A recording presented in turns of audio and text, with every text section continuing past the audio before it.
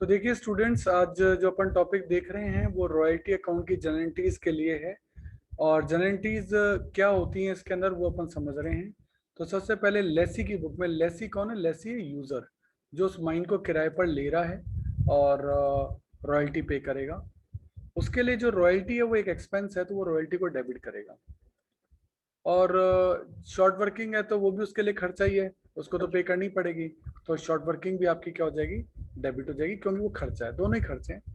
और लैंडलॉर्ड को क्रेडिट कर देंगे, क्योंकि लैंडलॉर्ड हमारा क्रेडिटर बन जाएगा और लाइबिलिटी हमेशा क्रेडिट होती है। तो ये आपकी एंट्री हो जाएगी royalty account debit, short working account debit to landlord. तो ये तब होती है जब रॉयल्टी जो है मिनिमम रेंट से कम हो, तभी तो शॉर्ट वर्किंग होगी आपकी। अब आप क्या करेंगे? लैंडलॉर्ड को आपने क्रेडिट कर रखा है, वो आपका क्रेडिटर है, उसको आप पेमेंट करेंगे तो लैंडलॉर्ड अकाउंट डेबिट और टू बैंक, यानी क्रेडिट व्हाट गोज आउट, पैसा जा रहा है, लैंडलॉर्ड को डेबिट किया, डेबिट द रिसीवर। नाउ आपने रॉयल्टी को डेबिट किया, वो आपका खर्चा है, तो खर्चा तो ईयर एंडिंग पे वो पीएन से चार्ज होगा, तो एंट्री हो जाएगी P and L account debit to royalty. तो अब देखिए, अब मान लो शॉर्ट वर्किंग रिक्यूप होती है। रिक्यूप यानी आप कवर कर रहे हैं, कवर कर रहे हैं। तो जब शॉर्ट वर्किंग हुई थी तो एंट्री क्या हुई थी? तब हुई थी short working account debit to landlord. अब उल्टी हो जाएगी landlord account debit to short working, इसलिए एंट्री देखो landlord account debit to short working. Recoupment में ये होता है, ठीक है। और यही अगर अनरिक्यूब हो जाती है, अनरिक्यूब का मतलब है पीएनएल से चार्ज करना। तो अनरिक्यूब जो होती है उसमें एंट्री यही है, यहाँ लैंडलॉर्ड टू शॉर्ट वर्किंग, यहाँ शॉर्ट वर्किंग क्रेडिट तो हो रहा है, यहाँ भी हो रहा है, पर यहाँ आप लैंडलॉर्ड से चार्ज कर रहे हो और यहाँ आपका पीरियड बीत चुका है, तो अब आपका नुकसान मानना पड़ेगा, यहाँ पीएन से चार्ज करोगे।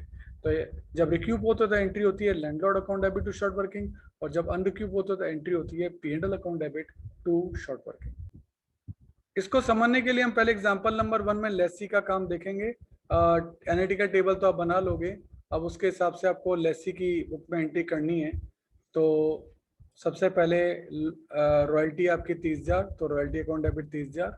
शॉर्ट वर्किंग आपकी 5,000, तो short working account debit 5,000 to A कौन है? लैंडलॉर्ड, 35,000। ठीक है।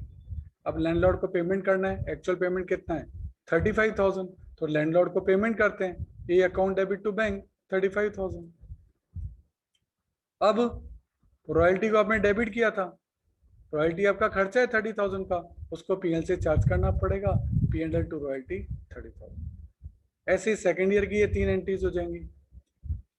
ऐसे ही थर्ड ईयर की आपकी एंट्री हो जाएंगी, लेकिन थर्ड ईयर में कुछ इवेंट हो रहा है, देखो। सेकेंड ईयर हो गया, थर्ड ईयर में अनरिक्यूब हो रहा है, ये देखो, ट्रांसफर टू पीएनएल यानी अनरिक्यूब करना। अब अनरिक्यूब हो रहा है तो नॉर्मल एंट्री जो होती है वो तो होती है short working account debit to A. अब इसको अनरिक्यूब करेंगे तो पीएनएल से चार्ज करना पड़ेगा, एंट्री होगी PNL account debit to short working.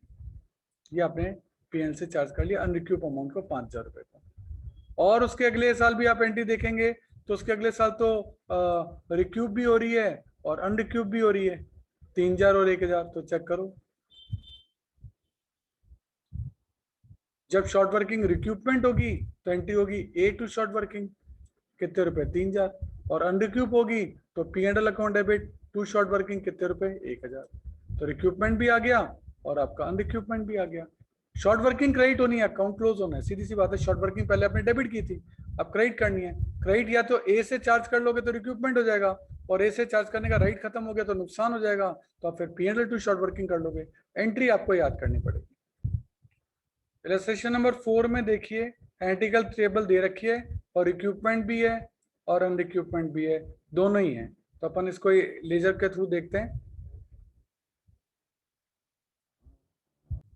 उसमें मिनिमम रेंट था इसलिए उसको स्किप किया है। इलस्ट्रेशन नंबर 2 देख रहे हैं, एंटिकल टेबल दे रखी है, रिक्यूपमेंट भी है और अन रिक्यूपमेंट भी है, दोनों ही चीजें। तो सबसे पहले लेसी की बुक में पहली एंट्री होती है royalty account debit to landlord, तो हर साल टू लैंडलॉर्ड ही लिखना है, और उसमें आपका सिंपल रॉयल्टी का जो अमाउंट है वो सीधा एज इट इज आ जाएगा। और रॉयल्टी चार्ज कहाँ से होती है? पीएनएल से। तो सिंपली सेम अमाउंट से पीएनएल पे जो यहाँ सामने लिखे हैं वही सामने आ जाएंगे, सेम अमाउंट आप पीएनएल से चार्ज कर लेंगे। फिर लैंडलॉर्ड अकाउंट बनेगा, तो आपकी एंट्री पहली क्या थी? उसी की लेजर पोस्टिंग है। पहली एंट्री थी royalty account debit short working account debit to landlord, तो यहाँ लिखेंगे by royalty by short working.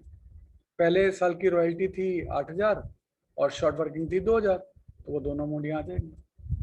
और एक आप एंट्री करते थे royalty account debit to bank, और टू बैंक का अमाउंट कहाँ से आता था? एक्चुअल पेमेंट से। तो तो एक्चुअल पेमेंट 10,000 का कर रहे हैं आप टू बैंक। अगले साल फिर रॉयल्टी एंड शॉर्ट वर्किंग और टू बैंक।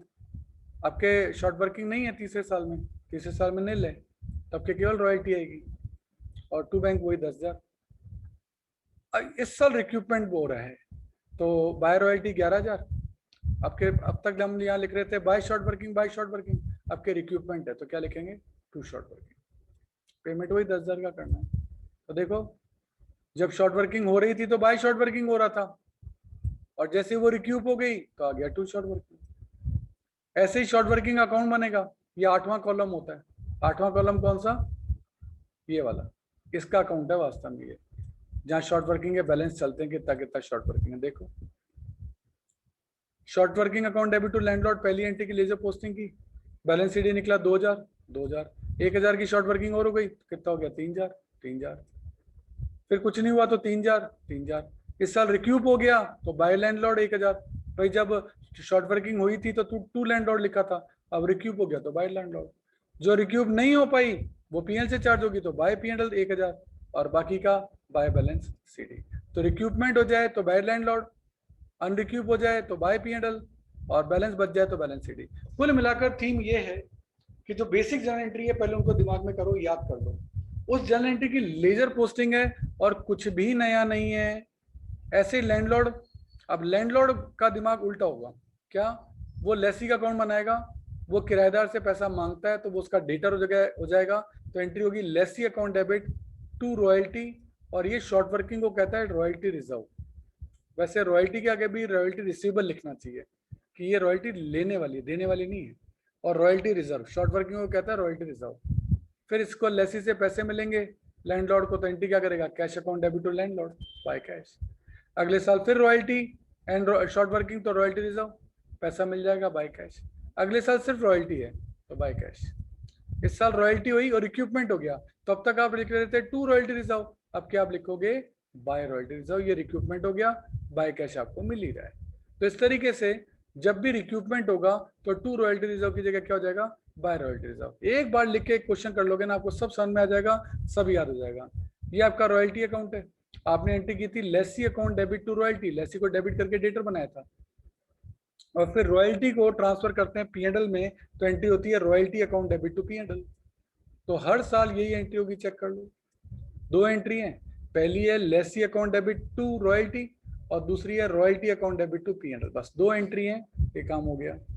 रॉयल्टी रिजर्व यानी वही शॉर्ट वर्किंग अकाउंट, पहली entry lessee account debit to royalty reserve, अब बैलेंस सीडी हो गया 2,000, फिर 1,000 की शॉर्ट वर्किंग और हो गई 3,000, फिर 3,000 की 3,000 ही है।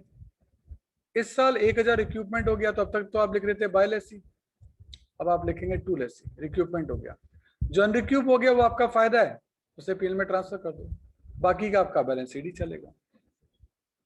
तो कुल मिलाकर बेसिक 3 एंट्रीज आपको याद करनी है, बेसिक 3 एंट्रीज, दोनों ही पार्टी में 3-3 एंट्री याद करनी है, चाहे लेसी हो चाहे आपका, ये देखो ये है बेसिक 3 एंट्री, ये किसकी बुक्स में, ये है लेसी की बुक में। ये 3 एंट्रीज की से ही 3 लेजर बनेंगे। कौन कौन से लेजर बनेंगे, रॉयल्टी, शॉर्ट वर्किंग और लैंडलॉर्ड, 3 ही लेजर पूछेगा, इसके अलावा नहीं पूछेगा, इसके अलावा नहीं पूछेगा। और सेम जब आप लेसी की एंट्री करेंगे, लैंडलॉर्ड की एंट्री करेंगे तो भी 3 ही एंट्री है, ये बेसिक 3 एंट्रीज। क्या, सबसे पहले आप लेसी को डेबिट करके उसे अपना डेटर बनाएंगे कि भैया तू हमारा डेटर है तो हमें पैसा देगा। टू रॉयल्टी ये हमारी इनकम है, और टू रॉयल्टी रिजर्व ये शॉर्ट वर्किंग का अमाउंट है। जब लेसी हमें पैसा देगा तो cash account debit to lessee credit the giver, ये गिवर ने हमें को पैसे दे दिए। नाउ रॉयल्टी जिसको आपने क्रेडिट किया था उसको आप डेबिट करके अकाउंट क्लोज करेंगे, और ये आपका फायदा है, कहाँ चल जाएगा, पीएनएल में। ये बेसिक 3 एंट्रीज हैं और कुछ भी नहीं है, इन्हीं 3 के लेजर बनेंगे। लेजर कौन कौन से बनेंगे, लेजर बनेगा लेसी का, रॉयल्टी का और रॉयल्टी रिजर्व का। यही 3 अकाउंट बनने लैंडलॉर्ड की तरफ से और 3 अकाउंट बनने आपके लेसी की तरफ से। कुल मिलाकर 6 अकाउंट मैक्सिमम पूछे जा सकते हैं। 1-2 क्वेश्चन लिख के कर लो, सारे करने की जरूरत ही नहीं है, सारे कॉन्सेप्ट अपने आप ही कवर हो जाएंगे। 2 एग्जाम्पल आप लिख के कर लो, example number 1 and example number 2, इनकी एंट्रीज और उनके लेजर जो जो इस बुक में बना रखे हैं जिससे टैली हो जाए। एग्जाम्पल नंबर 1 में सिर्फ एंट्रीज हैं, लेजर नहीं है, और एग्जाम्पल नंबर 2 में सिर्फ लेजर है, एंट्री नहीं है। ये 2 एग्जाम्पल आप लिख के कर लोगे, आपका परफेक्शन अपने आप आ जाएगा एंट्रीज एंड लेजर के ऊपर। तुम दुकान पे